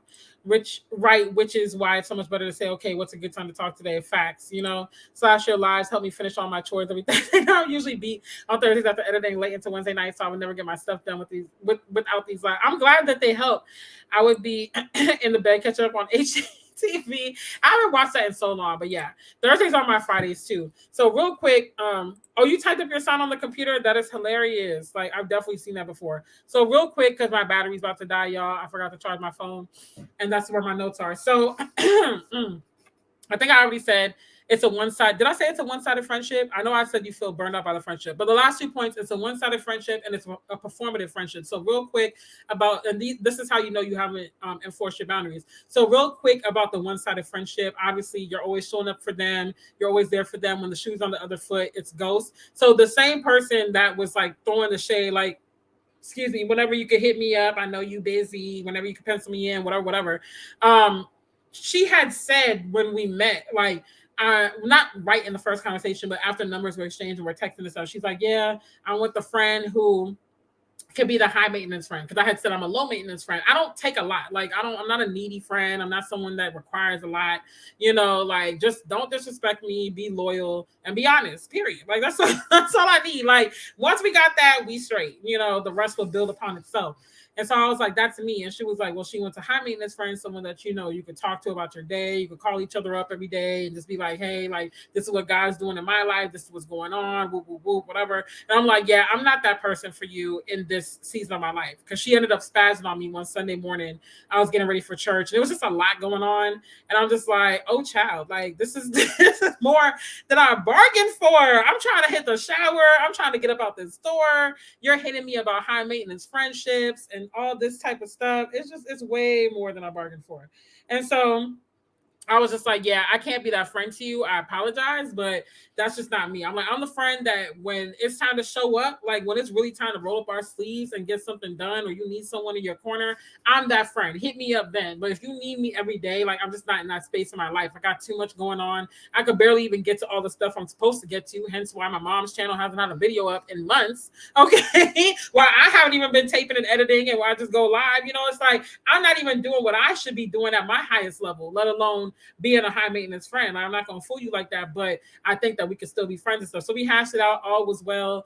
She was going through stuff. I'm checking in as best as I can. Cause like I said, if I know you're going through stuff, I'm going to check in. I'm going to show up. I'm going to try to be a little bit more attentive or whatever. And so, all is well and everything's good. And then all of a sudden it's like, I'm going to notice that the energy wouldn't be reciprocated. So you're saying you want this friendship where we check in with each other, we share what's going on with each other's days, we're there for each other. But when I had told her one time she checked up on me, no, it was that same morning where she was spazzing. I was like, well, with all due respect, last time we talked, I was sick. I told you I was sick. I told you I was having a bout with anxiety, because for those that don't know, I do battle with anxiety. And you literally told me to rest up and you'll check in with me later. You never checked in with me later. I didn't spaz on you. So it's like, if we really want to go tit for tat, you said you're going to check up on me. You didn't, but I kept it pushing because that's life. Life happens. People got stuff going on. So we hashed it out, all was well and whatnot. But I would notice that it would keep being that same sentiment. Like, she would reach out and then she would completely disregard the times that I reach out. Yes, you might be reaching out a little bit more, but who's keeping tabs? Who's keeping count? Like, oh, I reached out to you 5 times last week, so you got to reach out to me 5 times this week. No, like, you're doing too much. You're tallying. Ain't nobody got time for that, you know? And so I'm just like, who's keeping count? I reach out whenever I get a chance. You reach out. It is what it is. Like, could I be better? Yes. I'm never going to act like I'm just the best friend ever, the best person in the world. There's always room for improvement. There's always room for growth, but this is the space I'm in life right now. So if you can't deal with it, then it's okay. Like, it's no harm, no foul. But I think, again, that we can still be friends. It's just you understand this is going to be that type of friendship. And then it just, like I said, it came to a head literally today, where it was just like, yeah, like, I haven't talked to you since this time or that time, and I need a high maintenance friend and this, that, the third. And I'm just like, okay, I definitely reached out a couple of times. Well, you disregarded it, which means that you either blocked me or you put me on like mute or whatever on your phone, or you turned off the read receipts, because we both have Android. So I'm like, whatever you did that. But the receipts are there. I definitely called. I definitely reached out. Definitely was like, hey, praying for you, making sure you're good, this, that, the third. Because I had a feeling something was up, you know? And so I'm like, I'm not going to keep going back and forth with you over this. So I just basically was like, hey, I respect your decision. God bless.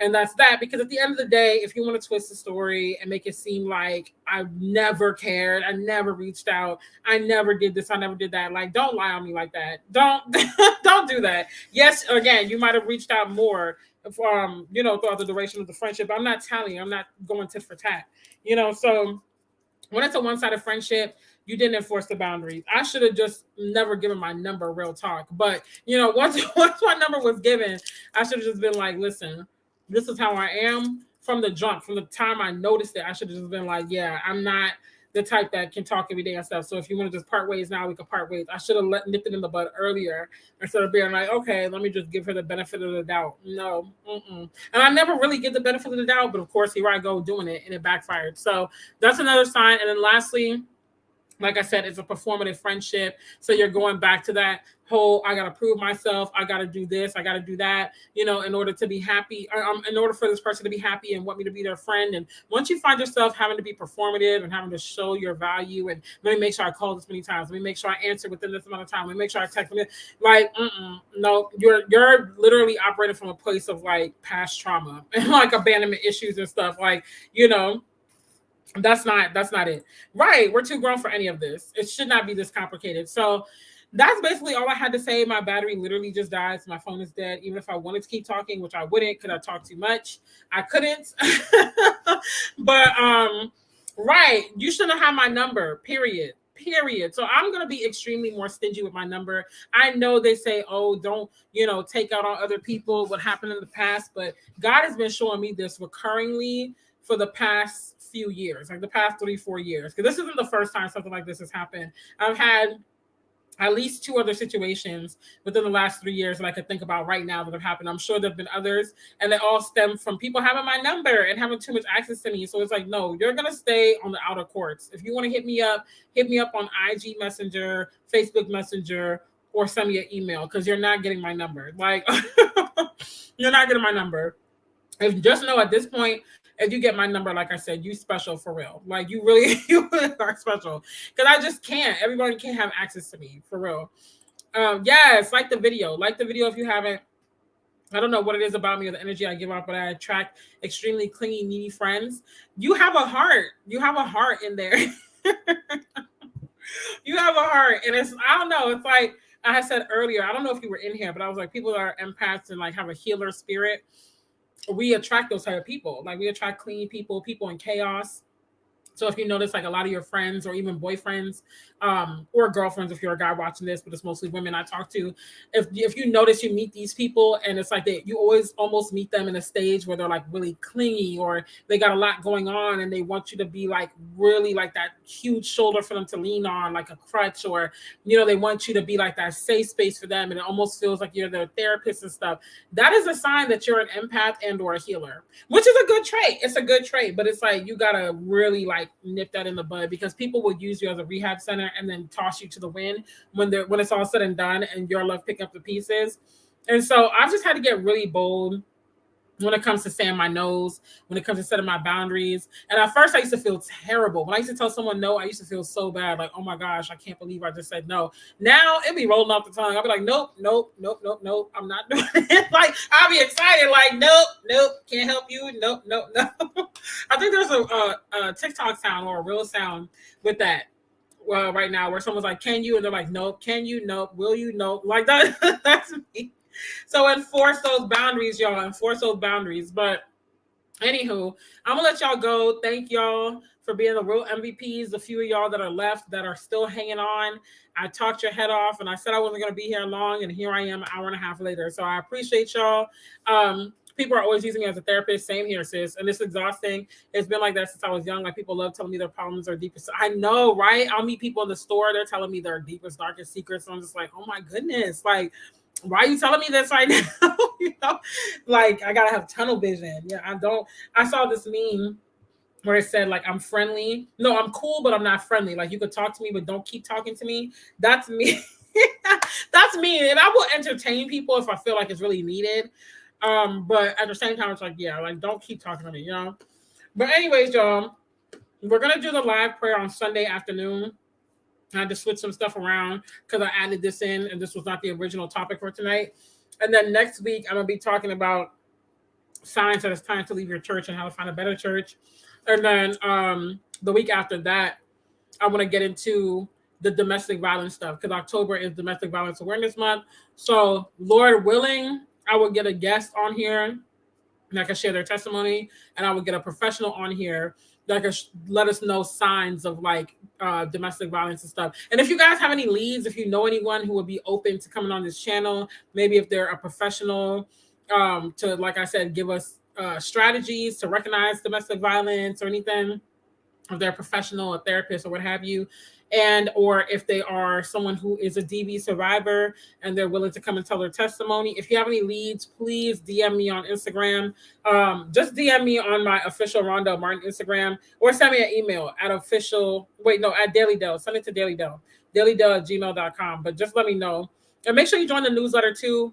Like I said, I usually ask people in there because y'all actually helped me out with the other collabs that I had throughout the year. Y'all put me onto some good leads. That's how I met like half the people that I interviewed. So definitely let me know if you know anybody and they're willing to come on here, because I would love to have them on here to share. So yeah, and then we're going to talk about church hurt. I know it's not DV, but it does church abuse. I know it's not DV, but it does tie into the overall theme of abuse. So I do want to talk about it. And I also want to get someone on here who has gone through that as well. So if you know anyone in that category as well, send them my way, and I'll connect with them because I really want to, like, try to find these people quickly so I can start promoting it. Otherwise, we just gonna have to figure it out. But anyways, y'all, have a good weekend. Yep, strangers do it. Thanks. I'm so excited, Yasmin. We're back with the series for the rest of the year, pretty much, give or take. So just stay tuned, subscribe, lock in, join the newsletter, do all the things, check the description box. And I will see you guys on Sunday. I think it's at 2 p.m. or 3 p.m. No, it's 3 p.m. Sunday, 3 p.m. Eastern. Just quick live prayer and praise. And and then Thursday night we'll be back and we'll be good to go. But you'll see some extra lives added in through the rest of the year because I'm trying to fit in these topics. I've been sitting on them for the whole year, and I just was in a really bad headspace, which if you missed my life update, watch that because I let y'all know why I was so sketchy on my channel and all that's going on. And so now I'm back and I'm better, like Bryson Tiller said. So yeah, will you shoot me a text as a reminder? Yeah, I definitely will. Oh, good. Yes, that would be great. Yeah, definitely. I'm going to shoot you a text right after this. But y'all have a good weekend. Be safe. Again, praying for Florida and all the people that are supposed to get any sort of remnants of the storm. We're supposed to get some in Georgia. Be safe. Be cool. Be warm. Have fun. I'll see y'all Sunday, 3 p.m. Eastern, 2 p.m. Central. Bye.